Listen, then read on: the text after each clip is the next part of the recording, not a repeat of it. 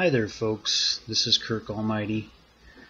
This is a new series here, it's a multiplayer series I decided to start. And I really just wanted to have some fun with this one. I want to keep the videos short and just kind of highlight the action and show you the highlights and stay away from all the tedious, move this unit there, transfer that guy there, and just have a little fun with this.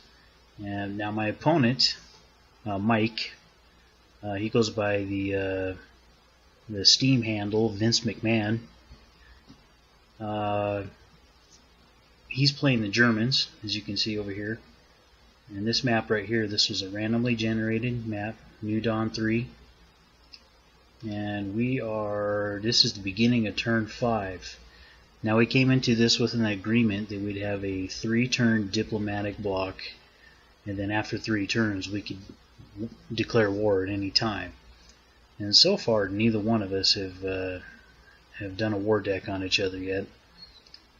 And I've given some pretty serious concern to maybe doing it now.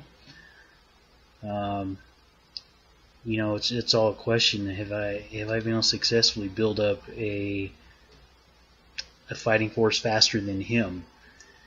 And I'm not really, I don't feel like I'm really prepared to attack this turn, but I'm sure he's not either. So I guess the question is, who is more prepared? You know, should I strike now? Maybe I'm in a better position than he is. You can see I've actually created 6 armies here. I got an army here, there's one there, there's an army here, one over there, here, and here, basically covering all my fronts with him. And just for fun, I went through and I actually named all of my generals, because I'm playing the Confederacy. So I named all of my generals after Confederate generals from the Civil War. And I even went down to the individual units and you know, named his Longstreet's 8 rifle units there after, you know, after his army, after his name.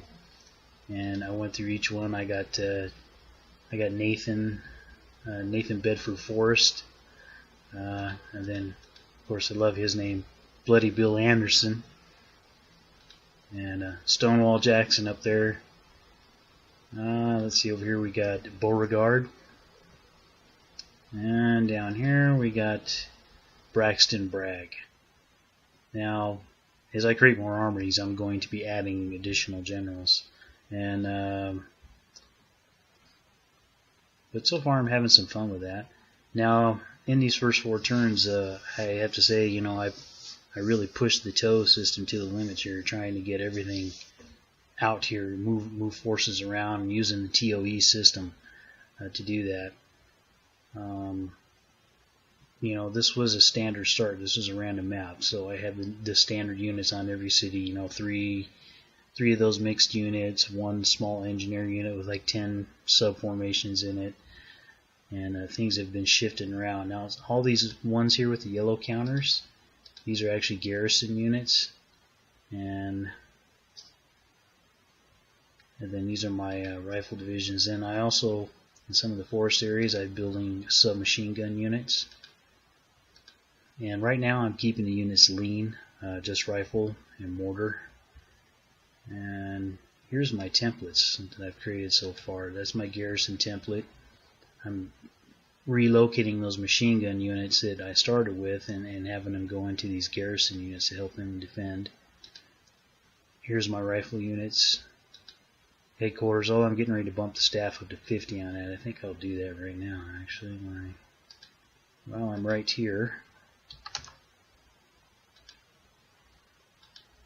Submachine gun infantry and engineers. I'm thinking about building a factory possibly this turn and starting to pump some guns in, horses, some infantry guns. I don't expect a lot of armor right now. I mean, it's early in the game. I am playing human. His production has been as tight as mine, so I'm thinking he's probably probably going to stay away from armor, and he's going to be worried about his fuel too. I'm sure I'll see some armor, but probably not a lot. So I'm actually thinking about adding some infantry guns into these units to give it some additional power. And I do have enough political points to build a factory too. So I think what I'm going to do is I'm going to go ahead and I'm going to take my turn here, and I'll stop the video, and then I'll pick up the video after I've made my move, and then we'll see how things look then. I may do a war deck, but I'm guessing probably not. I'm probably going to hold out for one more turn at least. And I don't know, he may end up doing a war deck on me after this turn. So I know it's got to be on his mind. But I will pick up this video here in just a second. Okay, I finished moving my units now. And I didn't do a war deck, but I'm definitely going to next turn. And I like what I see here actually. I think that I may have been able to do a better job to deploy my forces and get them out on the front lines ready for combat actually better and faster than my opponent. And part of the reason I think that is because I'm looking at his units right here now that I can get a little bit of intelligence on them, and you can tell these are the basic starting units. So I don't think he has been quite as successful as I have at shifting forces around, and part of that may be I invested pretty heavy in my transport capacity to try and help the TOE system along. As you can see, I got 22 trains down there in my Supreme HQ, plus another 15 trucks. So I was investing a lot in my transport capacity to try and get the TOE system to benefit me as much as possible. Also, I was sending. You go and you look into my production right here. You can see that I was sending a lot of my units directly to the lower headquarters to try and help the TOE system out a little bit too.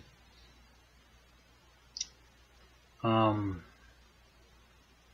I did build a gun factory. I built a gun factory right here, and I got guns that are going to go into Stonewall's army right here.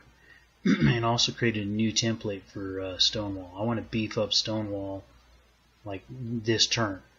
I've got a lot of additional mortar that are going to be directly pumped right into Stonewall's HQ. Plus 8 guns, 8 infantry guns, 1 for each one. And this is the sort of a heavy infantry unit I designed just for Stonewall right now. And eventually I'll convert a lot of my other armies over to this too. But you can see that I went a little conservative because I'm still trying to just get as much combat ready forces capable of offensive operations out on the line as possible. So all I really needed here was to put one gun in there, and with one gun I would be able to continue to have foot movement there. I just needed, one horse. I just needed one horse to haul that one gun. Now the reason I'm putting 2 horses in there is just to have an extra in case I do lose a horse. I'm not going to drop down to artillery movement for a turn or two until my auto reinforce system actually pumps another horse back in there. So I did that just to be prudent, and I think it may have been unnecessary, but it didn't cost me that much to produce 8 additional horses. So the rest of these units, they're mostly maxed out on infantry now, except for SMGs. I got a lot more SMGs in production, but the rest of these rifle units are all they're maxed out on rifles. So I focused the production as much as I could within the amount of raws I had to work with on pumping additional mortars into these units, which the TOE system should deploy this turn. Now if he doesn't attack me, I believe next turn I'm going to be in a much better position to move on him. The reason I'm working so hard on Stonewall is this is his capital right here, Cologne. So my objective right now is I'm going to push really hard with Stonewall's army to push directly onto his capital, Cologne. Also, look at all the resources he's got sitting right here. And then he's got that raw up there. I want to get my hands on these resources and deprive him of those resources. Now down here, Bloody Bill's going to move down in these forests down here. Mainly I want to cut this off because I noticed he built, I do not believe this road was here before. I believe he built on that. So I don't know if he's planning on doing something down through here or what he's got. But I want to get forward. I want to cut that off. And I kind of want to get down in this forest down here. Then down here, Nathan Forrest, he also has some SMG units, which will be fully reinforced by the end of this turn. Well, at least the SMGs will. Mortars there'll be more mortars. I want him to push his forest units, his SMGs up through this forest here. And I'd like to cut this off. I'd like to cut off this area right here, these two cities, including his capital and all these resources, from the rest of it. I mean, he'll still be able to send supplies over the sea and whatnot, but it's going to be a disadvantage and advantage for me if I can cut him off. And then I can slide around here like this and really just work on pushing down on this city right here. Maybe eventually just pushing in and taking out this whole area and seal it up at that bottle point right there, that bottleneck.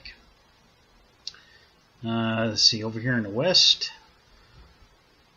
I'm probably just going to kind of hold back right here. I want to try and see if I can hold on to this oil. I don't know what he's planning here. If I was him, I might be planning something. I don't know, because I notice he's got a unit there. And if you look down here, because this is a mirrored map, this is the equivalent on the other side, and he had not moved up at all. So I actually think he might be planning on trying to hold a defense along the narrows here in the forest, which I'm actually happy to advance because I pushed my forces forward and I saw nothing. So next turn I'm going to send these 3 units down here, down to secure the oil, come around here, and then the rest of the units here, and who's this, Bragg's army, the rest of Bragg's units are going to float down this road right here. And I'm just going to meet him up in here. I'm going to see where he's at. We're going to form up some kind of line right there, I'm sure. Right here, I'm just going to hold for now. If I get in trouble, I can back up and hold a defense along that forest right there. What I'm seeing here is I see this right here. I want that oil. I want to try and deprive him of resources. Also, I did not have enough raw this turn to do it, and I did upgrade a raw resource too, not just build a factory. But I would like to build some type of naval unit and send this small engineer unit across over here, create a port, and go in there and grab that oil too. This is his oil, it's not mine. So try to deprive him of some of his oil resources. That's going to make it more difficult for him to put armor out there and aircraft and make it a little harder for him to fight. That's my objective there. I'm going to push on him with these heavy infantry up here. I don't know where next turn I'm going to send the guns to.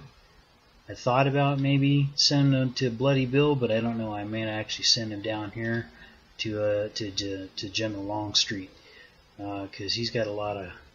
He's more open with this open terrain right here. He might actually need him, and I can push harder with him if I go heavy infantry down here too. So with that, I got all my production set, and I think I'm ready to end this turn, and I will go ahead and end this video right here, and we'll see you in the next round. And I'm guessing next turn, if he doesn't declare war on me, I'm going to declare war on him.